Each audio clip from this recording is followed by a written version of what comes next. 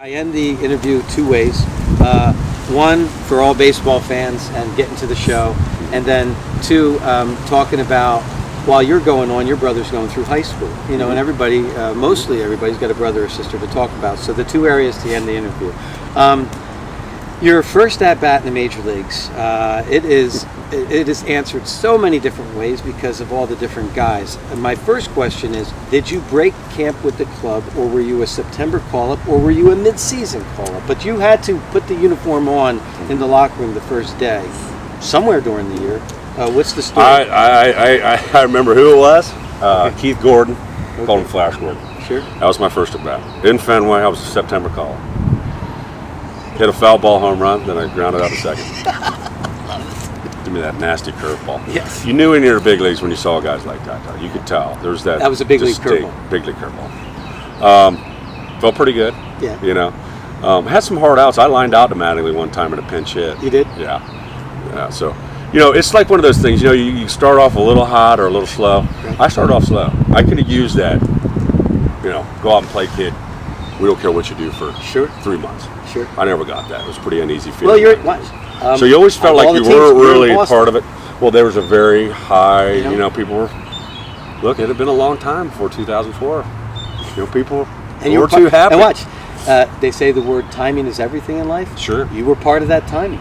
Well, you know, when you're a Yankees minor leaguer and a Red Sox minor leaguer, you know, if you're a Yankees minor leaguer, you think about that. 20 years if you're a shortstop in rookie A, double A, triple A. Yeah. For 20 years if you're a shortstop. You're done. You're done. One man's had that. That's it. So, you know, a lot of good players go down that way. I mean, I've played with players that are better players that were the guys in the big leagues when I was in triple A. Okay. There was a lot of guys that I played with that were better than the guy ahead of me that were in the big leagues. But for one reason or another, the manager wanted them, whatever. That's at the high end of the game. That's where the politics are, and that's fine. That's there's no problem with that. There's only 750 spots in the whole world, you know, so it's not easy to get in there and stay. So you got to realize for baseball fans, when you were just being born, they were trying to create the union. And Marvin Miller, the genius behind people getting a paycheck now, Marvin Miller had a meeting with a bunch of ball players down here in spring training, who's in the first book, Marvin's Chapter, the only non-player. And Marvin said to these players, in New York City, there's over 10 million people. How many lawyers do you players think? How many lawyers are in New York City? And there different players gave different answers, and some of the answers were that there's 1,000 or 2,000. And Marvin said, no matter what your answer, what the answer is to the question, there's definitely more than 1,000. There's 50 baseball players in New York City. I'm trying to get you your worth. Yeah. There's 50 players, and there's no union, there's no retirement check, a steelworker gets one, a nurse gets one, a teacher gets one. Understand what I'm trying to do. That is, I went through that strike in '94. That hurt. Yeah. That hurt guys like me. You're talking about the union stuff. The strike, that the worst baseball season of all time was 1994.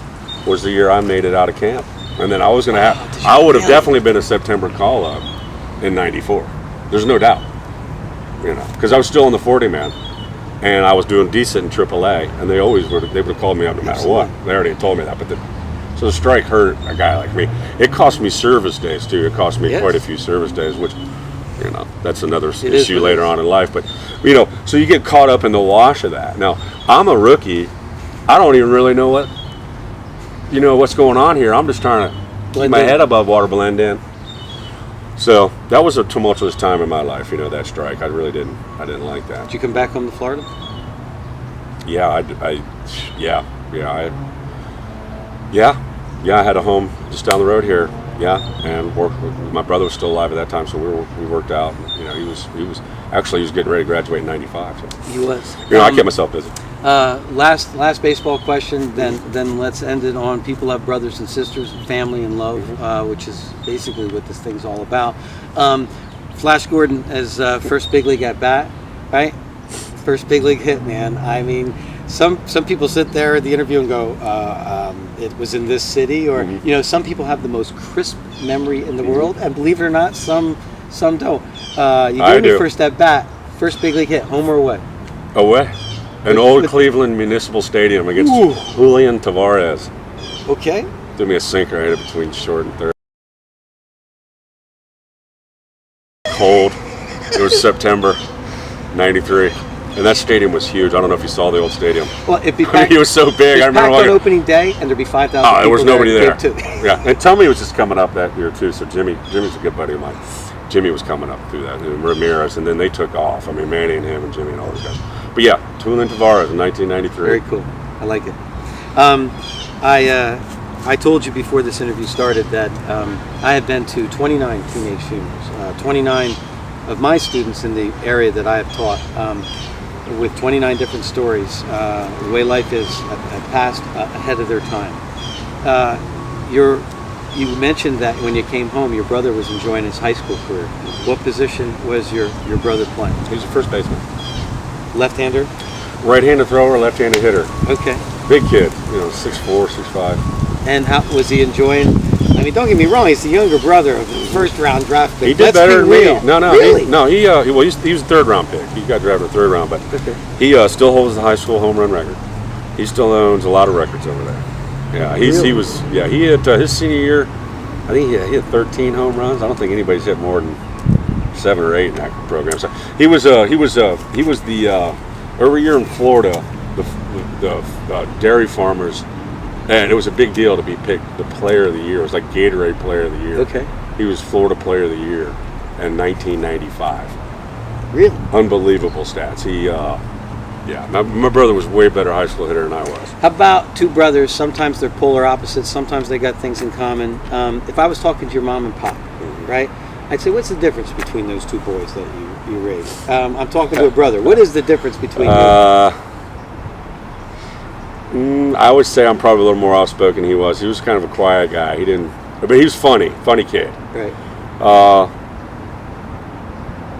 Not much difference. I mean, we were really thick as thieves. I mean, we were really tight. I mean, he lived with me up until the end. I mean, And so. he also had to make a decision, college or baseball, right?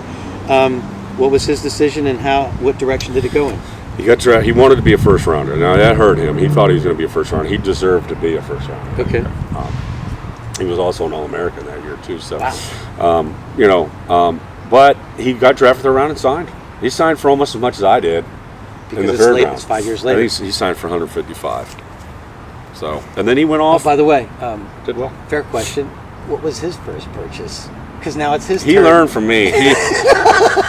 I think he bought an old truck. He bought an old truck, and then he eventually got a Mustang, the car that he died in. But he was more frivolous than I was at the time. Okay. I learned along the way. When you're young and you're making money, what comes in your mind is this is never going to end. Isn't that what this is all This about? is never going to end, right? So it does. And I think maybe some of your students, can learn from some of us They who feel didn't invincible. have, then had, and then Yeah. the mistakes that go along the way. What organization did he go with? He was drafted by Kansas City.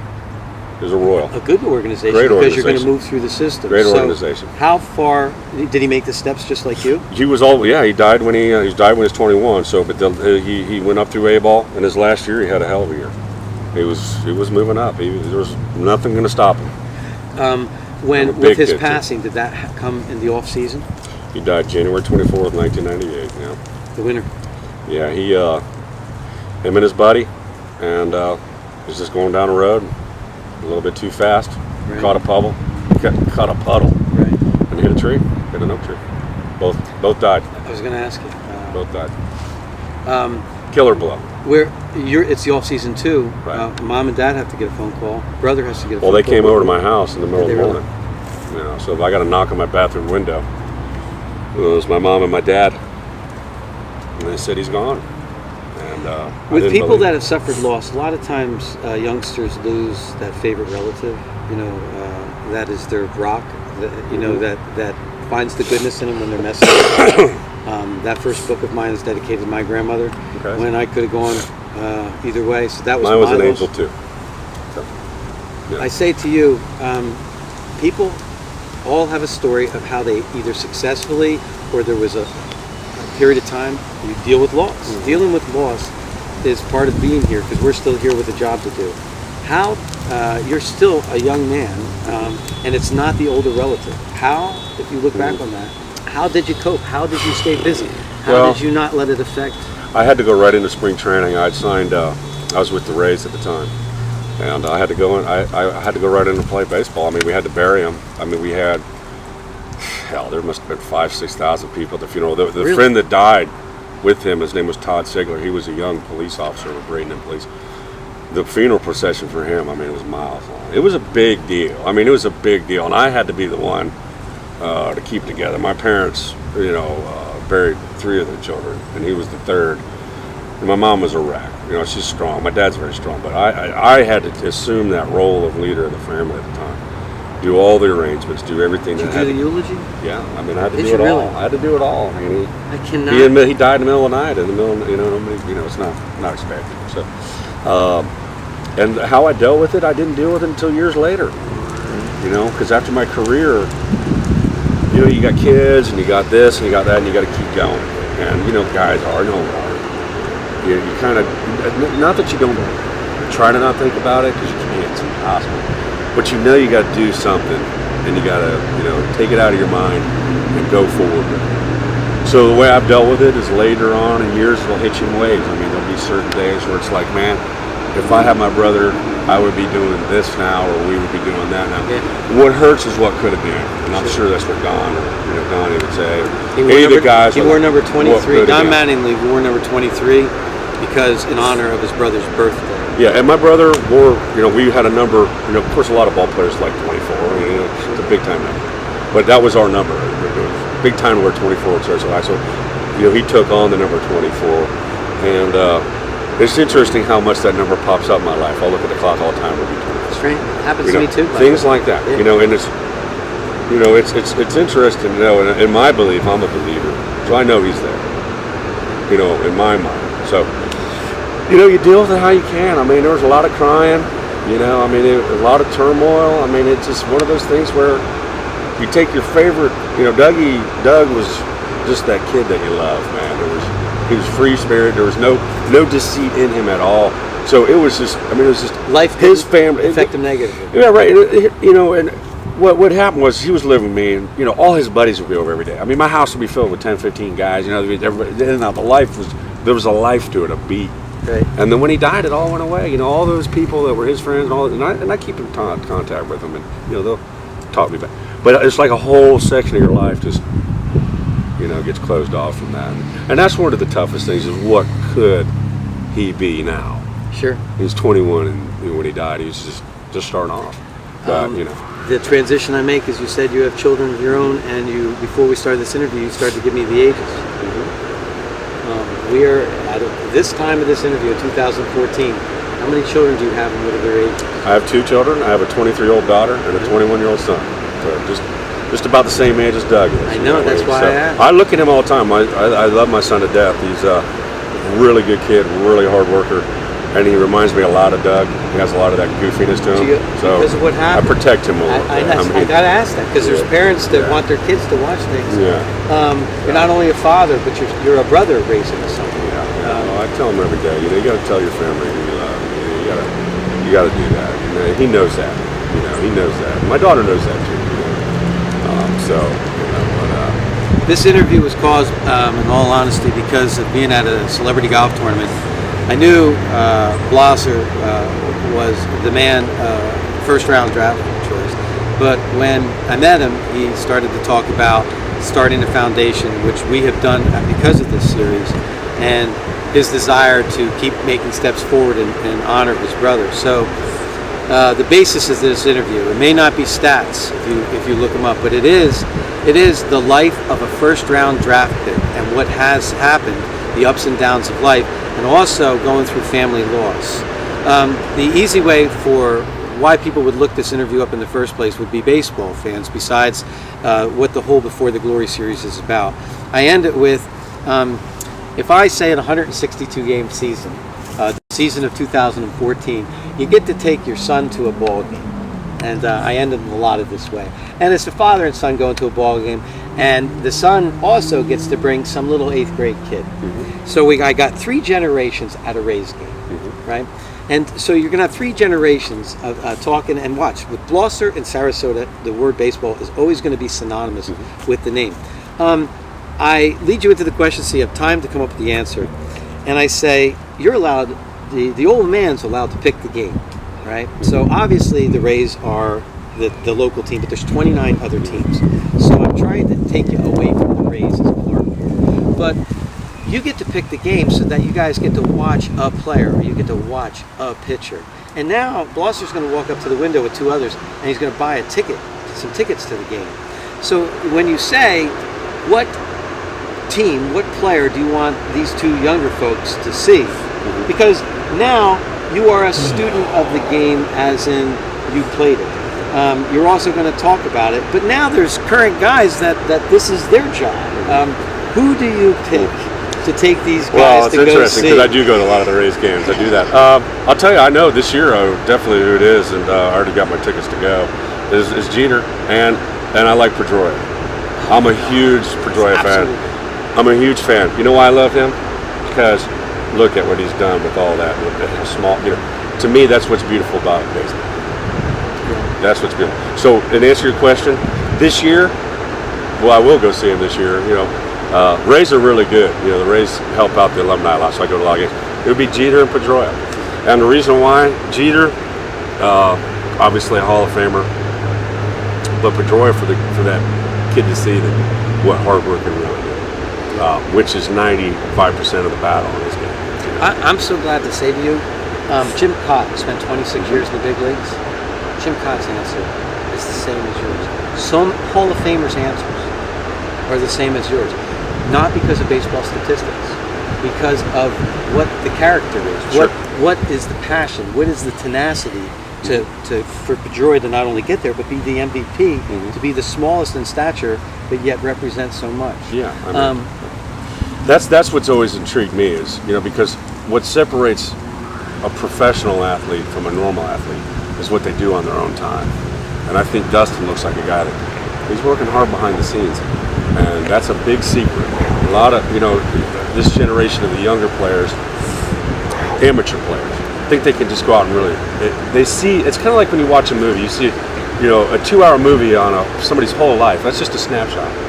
You don't see these guys that are working hard because of their own desire, not because somebody's telling them to, but because they care enough and have that desire to play.